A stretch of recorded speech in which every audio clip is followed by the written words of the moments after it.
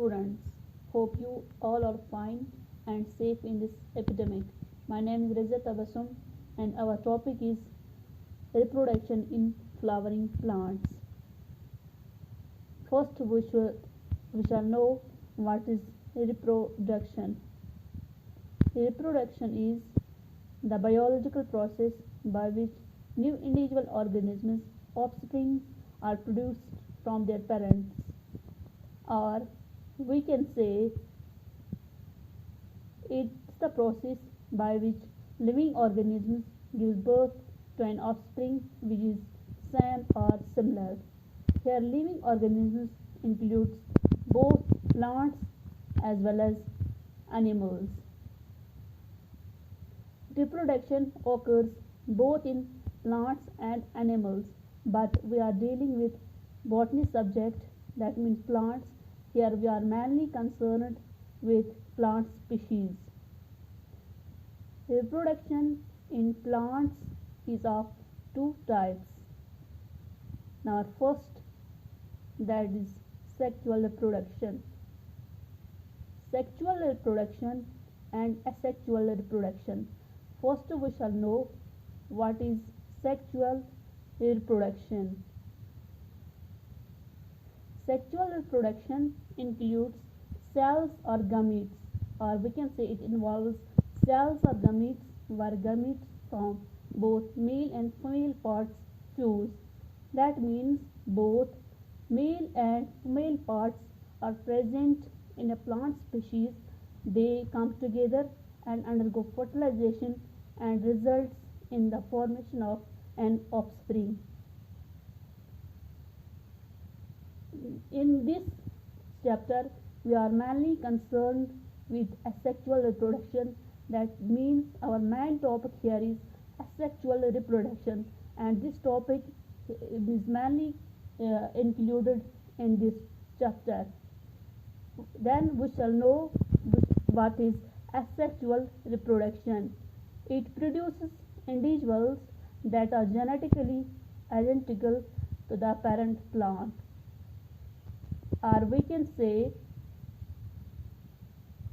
asexual reproduction is reproduction without sex. In this form of reproduction, a single organism or cell makes a copy of itself.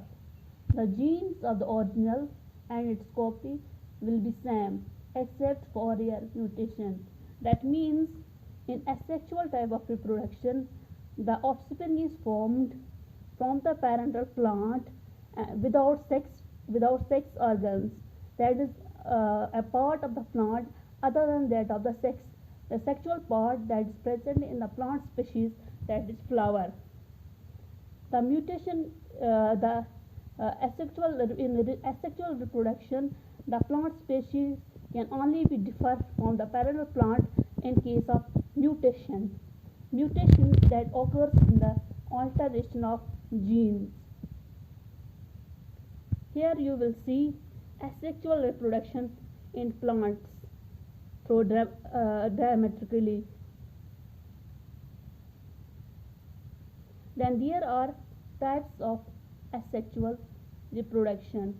There are different types of asexual reproduction.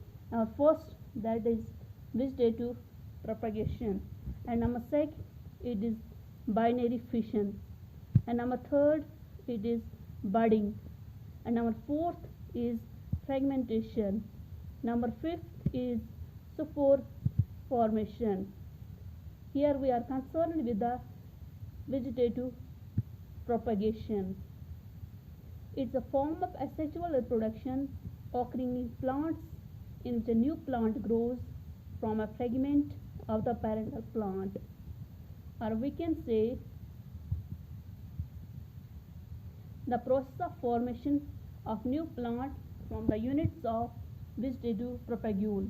Vegetative propagule means we know that in a plant species there are two parts. One is the reproductive part and second is the vegetative part. Vegetative part includes the parts that are root, stem and leaf, that are not included in the, there are not sex organs present in that.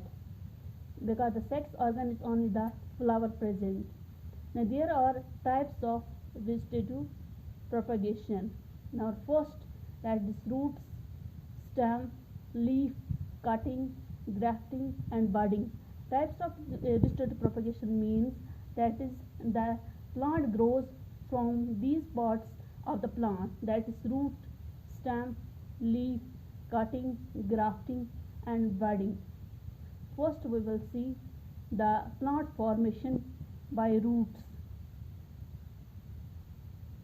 In this process, new plants grow out of the modified roots called tubers.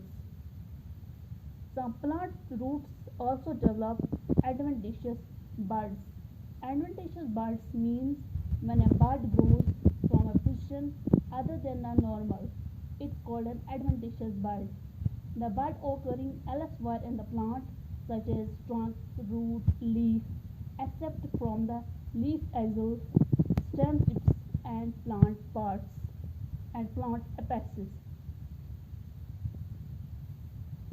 These plants are then separated from the parental plant and planted in the other areas. The example of this is sweet potato. Here you will see in this diagram. Second is by stem. When a plant grows from a stem. When new plants arise from the nodes, that means nodes are formed.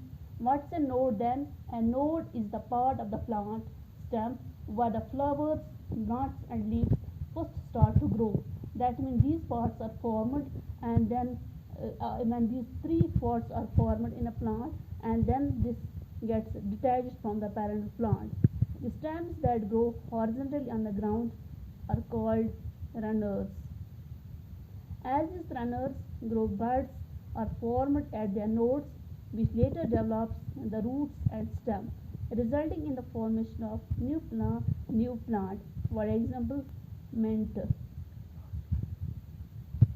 Here you will see in this diagram how the plant formation occurs by stem formation. Dear students, thanks, and rest of you will see, I will teach you in our next lecture. Till then, goodbye. Be safe. Be at home.